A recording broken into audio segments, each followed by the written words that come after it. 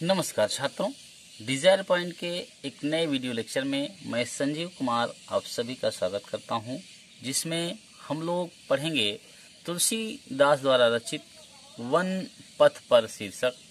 तुलसीदास द्वारा रचित वन पथ पर। तो इसका पहला पद देखिए। पुरते निकसी रघुवीर बधूधर धीर दय मग में डग द्वय झलकी भरी भाल कनी जल की पुट सूख गए मधुराधर वह फिर बूझती हैं चलनो अब के तिक पर्ण कुटी करी हो कितु हैं तिय की लखिया तुर तापिय की अखियां यति चाल चरी चली चल जल चोए।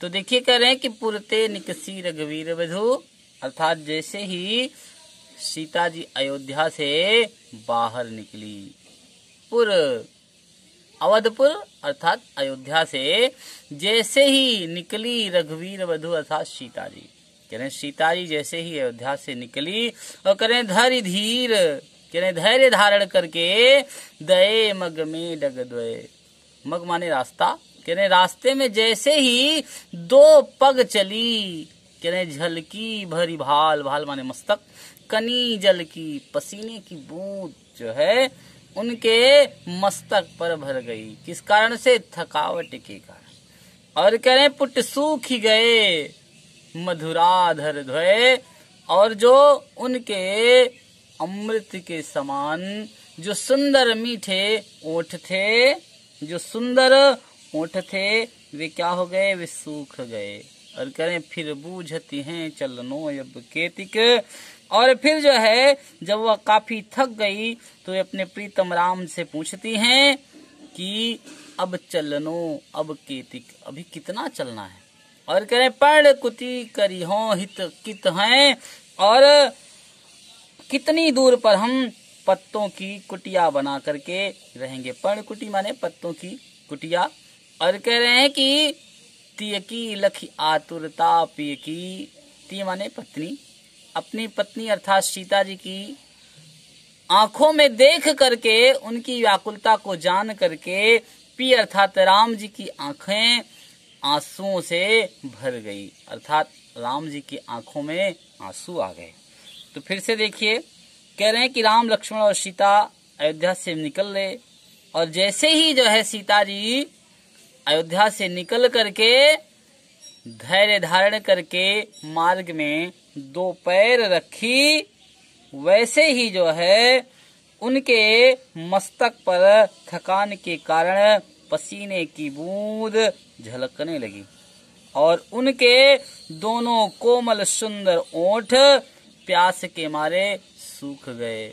और करें फिर बूझती हैं, और फिर जो है जब वे काफी थक गई तो अपने प्रीतम राम से पूछती हैं अब अभी कितनी दूर चलना है, जहां पर घास फूस की कुटिया बना करके हम लोग रहेंगे। और तिय की लखी आतुरता पिय की, सीता जी की आंखों में उनकी व्याकुलता को जान करके राम जी के आंखों में आंसू आ गए, राम जी के आंखों में अश्रुधारा बहने लगी। तो इस प्रकार से ये पहला पद हुआ। दूसरा पद देखिए। जल को गए लखन है लरिका परिखों पिय छाह घरी कहवे ठाढ़े पोछी पसेयु बयार करो या रुपाय पखारहूं भूभोरे ठारे तुलसी रघुवीर प्रियात्रम जान के बैठ विलम्ब कंटक काढ़े जान की नाह को नेह लख्यो पुल को तनु बारे बिलोचन बाढ़े। कहने जल को गए लखन है लरिका, और जब जो है सीता जी जो है श्रृंगेरपुर से आगे चलने लगी और जब थक जाती हैं तो उनकी इच्छा जब विश्राम करने की होती है तो राम जी से कहती हैं जल को गए लखन, लखन अर्थात लक्ष्मण जल लेने गए हैं और वे अभी बालक हैं। कह रहे कि पारिखों, पारिखों माने जो है होता है प्रतीक्षा करें, थोड़ी देर रुक करके हे प्रीतम, हे राम जी जो है जल को लेने के लिए लक्ष्मण गए हैं, अभी वे बालक हैं, कुछ देर हम लोग उनकी प्रतीक्षा करें। क्या करके? कहीं छाह घरी कहवे ठाड़े, कहीं छाया देख करके कुछ क्षण के लिए रुक करके।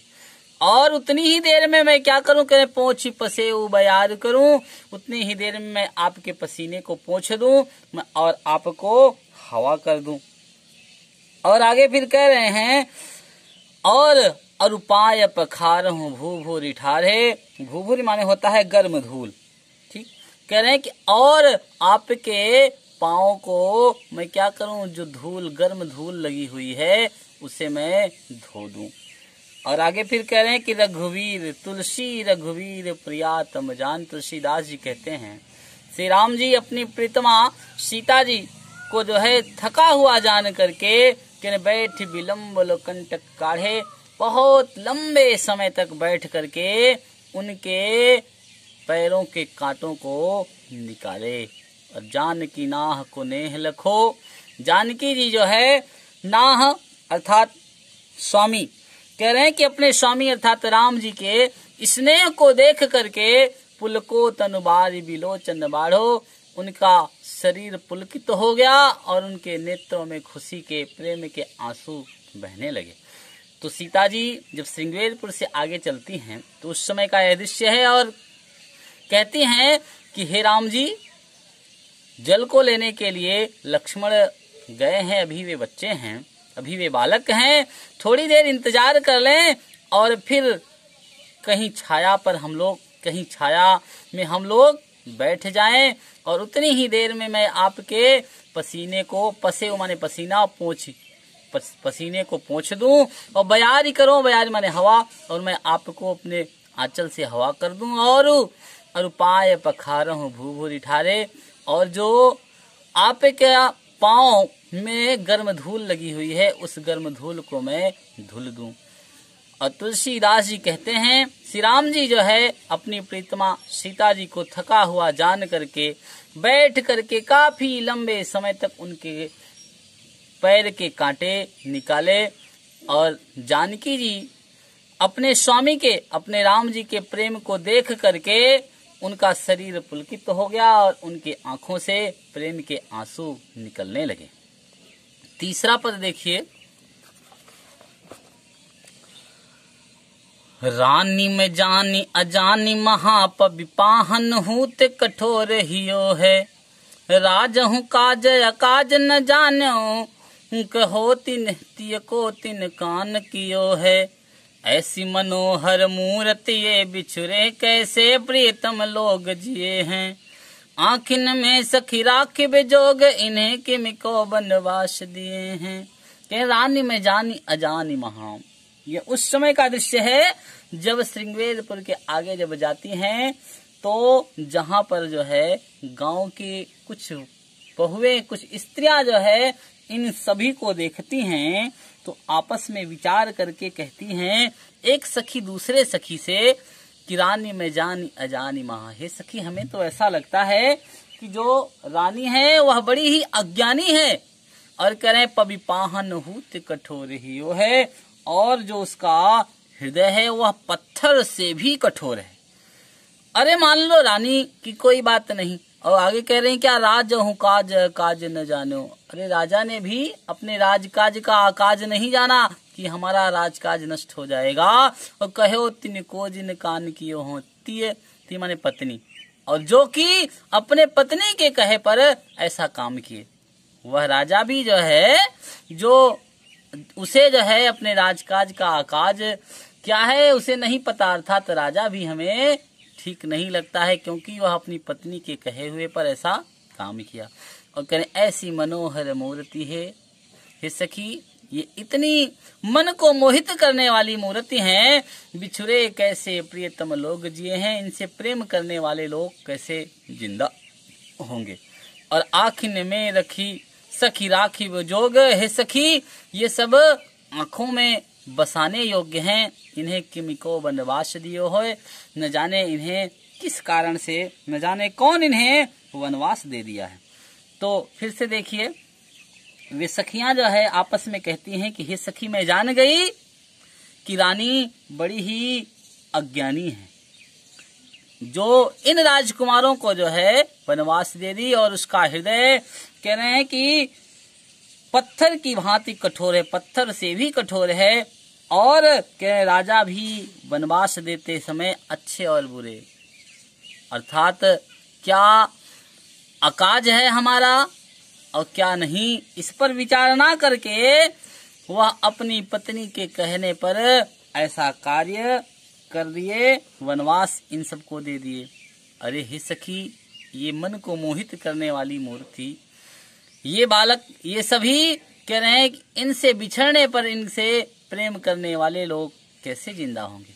हे सखी, ये सब तो आंखों में बसाने योग्य हैं, इन्हें न जाने क्यों निष्ठुर, न जाने किस निष्ठुर ने जो है, न जाने किसने इन्हें वनवास दे दिया है। अब अंतिम पद, चौथा पद देखिए।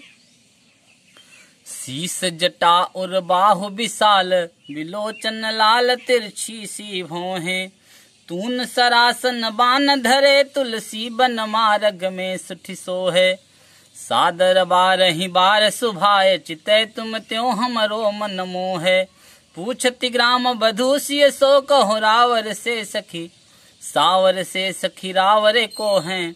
कह रहे कि शीस जटा और बाहु विशाल। अब यह इस पद में जो है तुलसीदास जी ने, जब राम सीता और लक्ष्मण जी वन में जाते हैं तो उस समय वन में मार्ग में जो ग्रामीण वधुएं हैं वे सीता जी के बारे में सीता जी से जो है कुछ प्रश्न पूछती हैं, हंसी मजाक करती हैं।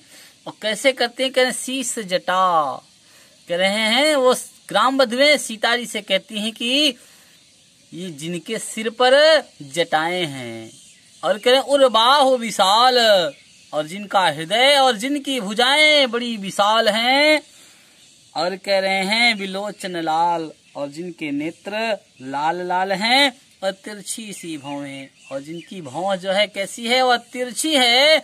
और कह रहे हैं कि तून सरासन, तून माने होता है तरकस, और जो तरकस और धनुष बाण, सरासन माने धनुष, और बाण लिए हुए हैं, तुलसी बन मार्ग में सुठी सोए वे, और जो वन के रास्ते में भली प्रकार से सुशोभित हो रहे हैं, सुठी माने अच्छी प्रकार से, सोहे माने सुशोभित हो रहे हैं, और सादर बार ही बार सुभाए, और जो बार बार बड़े आदर के साथ कह रहे हैं कि और चाव के साथ जो है तुम्हें देख रहे हैं, तुम्हारी ओर देख रहे हैं, और तुम्हारी ओर देखते हुए क्या कर रहे हैं, तुम त्यों हमरो मन में हो, तुम्हारी ओर देख करके हमारे मन को मोहित कर रहे हैं। कह रहे हैं कि पूछते ग्राम बधू शीसो, वे सभी ग्राम बधुएं, वे सभी गांव की बहुएं जो है सीता जी से पूछती हैं, कहो सावर से सखी रावरे को हैं। हे सखी, जो सांवले सांवले हैं ये कौन हैं?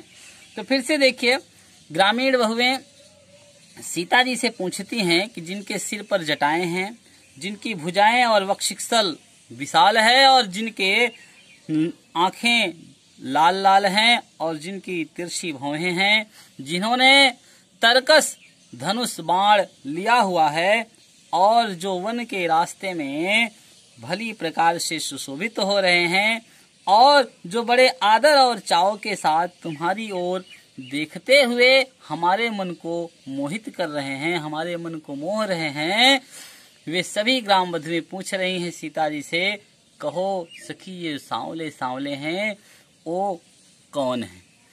तो अब